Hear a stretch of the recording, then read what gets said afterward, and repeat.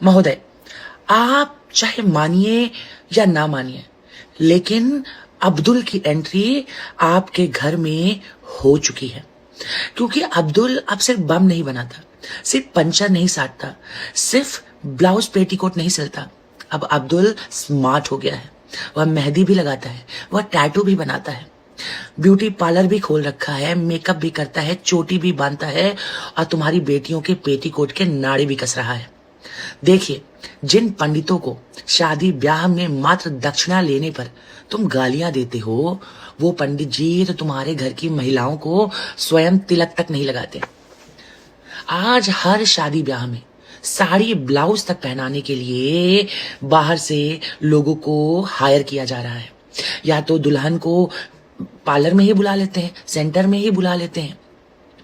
अब किसी भी अवसर पर महिलाओं को साड़ी पहनाने से लेकर मेहंदी, सैलून, टेलर, टैटू सब काम पुरुष कर रहे हैं।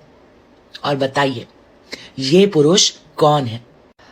आपको पता है, इन पुरुषों में अल्पसंख्यक समुदाय से आने वाला अब्दुल ही बहुसंख्यक है।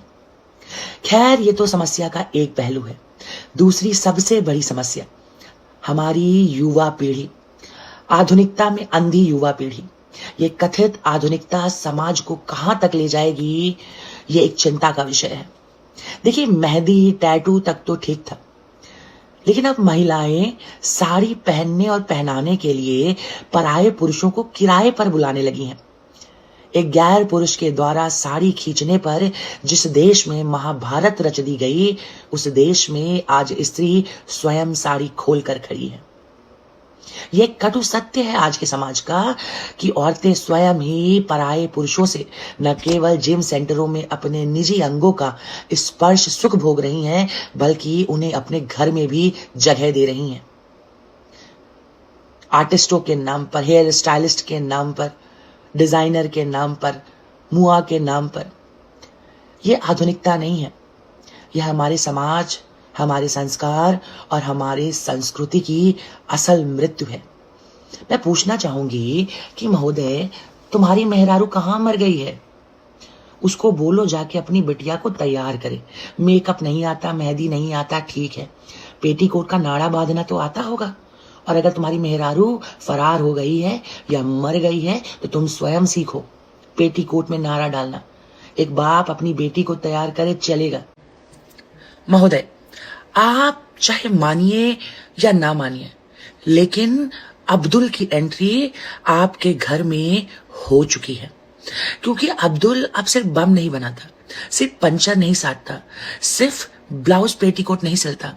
अब अब्दुल स्मार्ट हो गया है। वह मेहंदी भी लगाता है, वह टैटू भी बनाता है, ब्यूटी पार्लर भी खोल रखा है, मेकअप भी करता है, चोटी भी बांधता है और तुम्हारी बेटियों के पेटीकोट के नाड़े भी कस रहा है।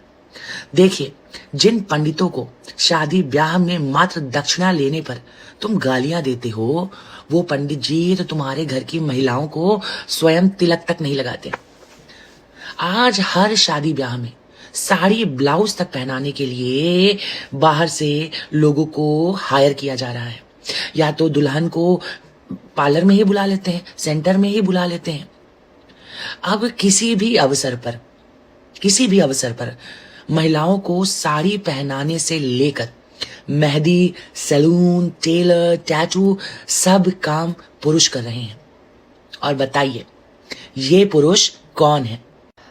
आपको पता है, इन पुरुषों में अल्पसंख्यक समुदाय से आने वाला अब्दुल ही बहुसंख्यक है। खैर, ये तो समस्या का एक पहलू है।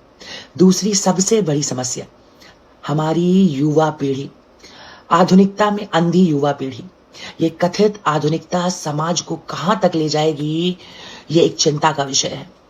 देखिए, मेहंदी, टैटू तक तो ठीक था, लेकिन अब महिलाएं साड़ी पहनने और पहनाने के लिए पराये पुरुषों को किराए पर बुलाने लगी हैं।